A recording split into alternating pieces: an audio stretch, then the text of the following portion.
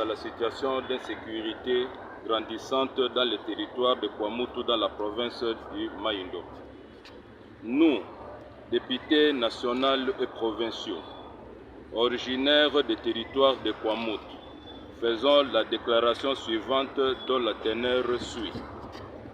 Depuis quelques mois, une situation déplorable d'insécurité fait surface dans les territoires de Kwamutu, surtout dans le groupement Bateke Sud. Cette situation macabre et alarmante est l'œuvre d'un groupe bien organisé qui formerait une milice armée, qui déjà annonçait des représailles contre la population autochtone. Les annonces belliqueuses fréquentes de ce groupe armé ont commencé à mettre la population dans les mois les plus totaux.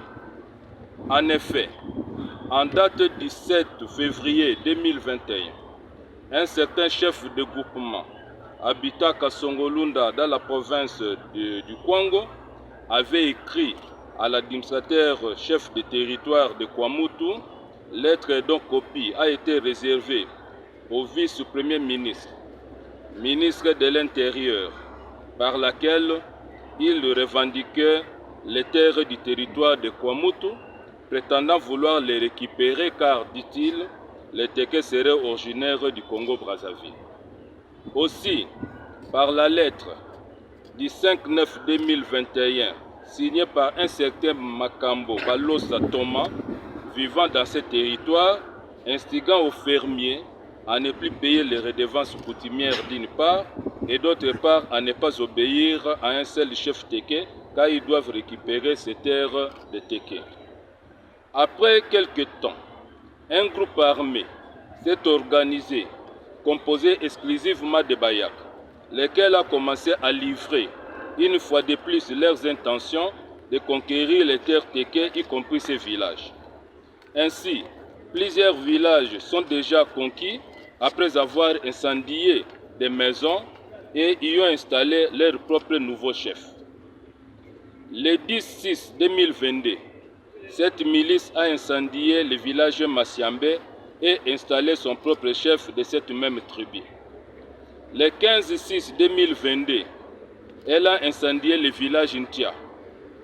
Le 27/2022, c'était le tour du village Nzieme et elle a installé un chef de la même tribu. Le 27/7/2022, le village d'Oumou, chef-lieu du groupement de Bateke Sud. Ici aussi, elle a installé un représentant du chef de la même tribu au nom de Bida.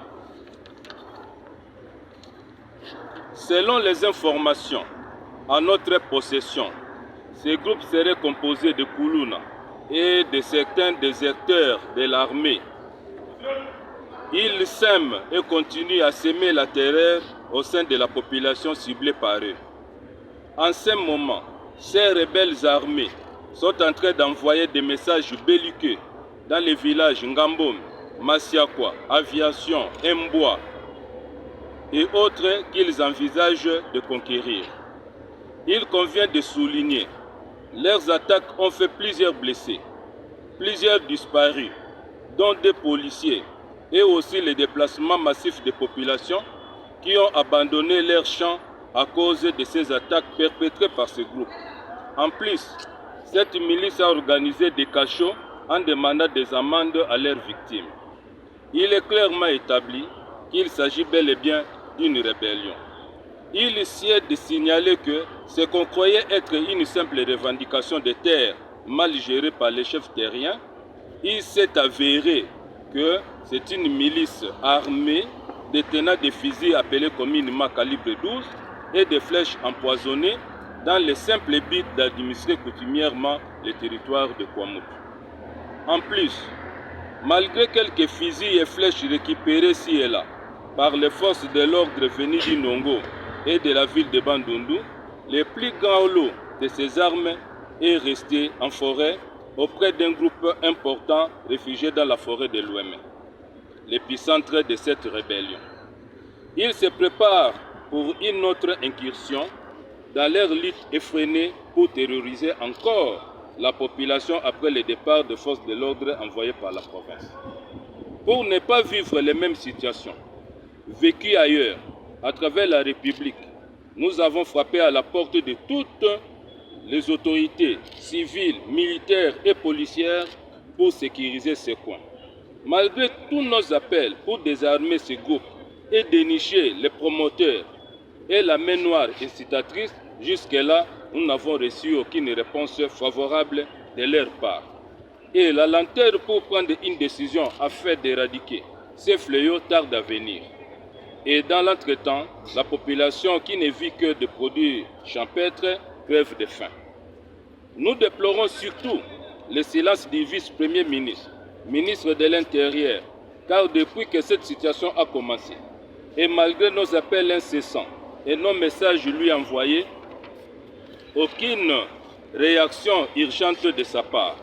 Plusieurs semaines déjà que nous sollicitons une audience pour lui informer de vive voix la situation, sa porte nous a toujours été fermée.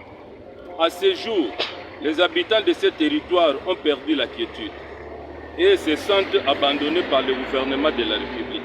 C'est pourquoi, si l'on ne prend pas de dispositions idoines et rapides pour mettre fin à cette situation, le territoire de Kwamutu risquerait un jour d'être en feu et à sang.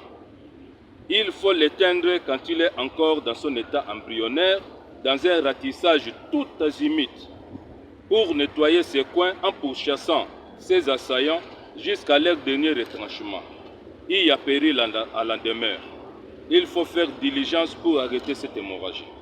C'est pourquoi nous sollicitons l'implication immédiate du gouvernement central pour restaurer et imposer la paix dans les territoires de Kwamutu en envoyant des militaires, car il est anormal de voir des actes de rébellion se poser à 60 km de Mampou, Mbankana et Mongata et à la porte de Kinshasa, alors qu'il y a des unités combattantes et compétentes que le gouvernement tarde à utiliser. Après le rétablissement de la paix, nous demandons le renforcement de SIAT et sous-SIAT dans les points chauds ci-après. Fermez Nicolas, fermez Pidipir, fermez Loueme, fermez Lizino, village Massiambe, village Encho, village Lidouma, village Doumou, village Mboa, Aetrak, Kaungul. Aujourd'hui, le pays combat l'insécurité sous toutes ses formes. Il ne faut pas qu'il y ait d'autres terroristes qui viennent perturber les efforts du chef de l'État en consacrant gratuitement l'insécurité. Pour besoin de la paix et au nom de la cohabitation pacifique, nous avons fait cette déclaration. Que vive la République démocratique du Congo, que vive le territoire de Kwamutu, fait à Kinshasa le 29 juillet 2022, honorable Moussoma Wapembegui, député national, honorable Ngwangwa Mintou Pierre, député provincial, honorable Makani Monziki Moïse, député provincial, honorable Bissaka Kezeza David, député provincial, je vous remercie. Voilà.